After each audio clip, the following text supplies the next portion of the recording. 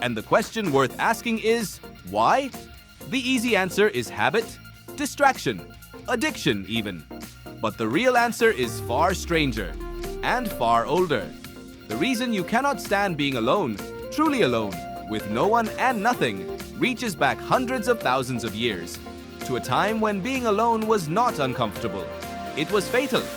Your brain was not built for the modern world.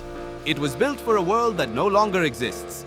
A world where you lived in a group of roughly 50 to 150 people, where you knew every face, and where being separated from your group for any significant stretch of time meant something had gone very wrong. It meant predators, it meant starvation, it meant death.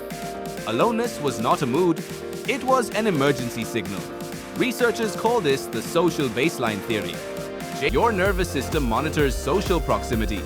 And when that proximity drops, when the people disappear, your brain shifts into threat mode. It tells you to find food. Thirst tells you to find water. Loneliness tells you to find people. The pain of it is the point. But here is where it gets interesting. Here is where the science stops being just historical and becomes something you can feel in your own chest. Cacioppo and his colleagues found that the loneliness signal does not just make you uncomfortable, it changes you. Chronically lonely people, people who feel disconnected from others over long periods, show measurable differences in their immune systems, their sleep architecture, their cardiovascular function. The body responds to social isolation the way it responds to physical danger. Cortisol rises, inflammation increases, the system braces. Because for most of human history, if you were alone and something was wrong, you needed to be ready to fight or run at any moment. You were not built to be isolated. You were built to exist inside a web of other humans. And when that web is gone, your body does not know whether it is gone because you chose to be alone for an evening or because the world has ended and you are the last one left. It cannot tell the difference. This tells you something enormous. Research showed that chronically lonely people become hypervigilant to social threat. They start to read neutral faces as unfriendly, ambiguous situations as hostile.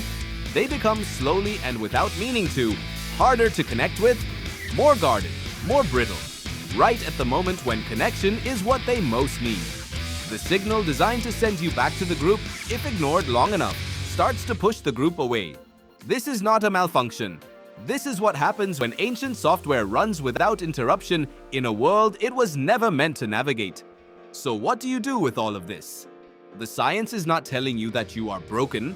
It is not saying that modern life has failed you, or that you should feel guilty for the time you spend online. What it is saying is simpler and stranger than that. It is saying that your discomfort with aloneness is not weakness. It is inheritance. It is the accumulated wisdom of hundreds of thousands of years of survival encoded into your nervous system, telling you something that was true long before language existed to say it. You were not meant to do this alone. Whatever this is, the hard thing, the uncertain stretch, the quiet Sunday that feels heavier than it should. Your brain knows something your rational mind sometimes forgets. You were built for witness, for proximity, for the specific irreplaceable experience of another human being taking up space near you and meaning something. The phone in your hand, the one you reached for this morning without thinking, it is not a bad instinct. It is the same instinct your ancestor had when the sun went down and they moved closer to the fire and the others. The impulse is ancient and correct. The tools are just newer, and sometimes they are not quite enough. Tonight, if the quiet feels like pressure, now you know what it is. It is not loneliness. It is an alarm system built by your ancestors, reminding you that the fire is burning somewhere and that you belong near it.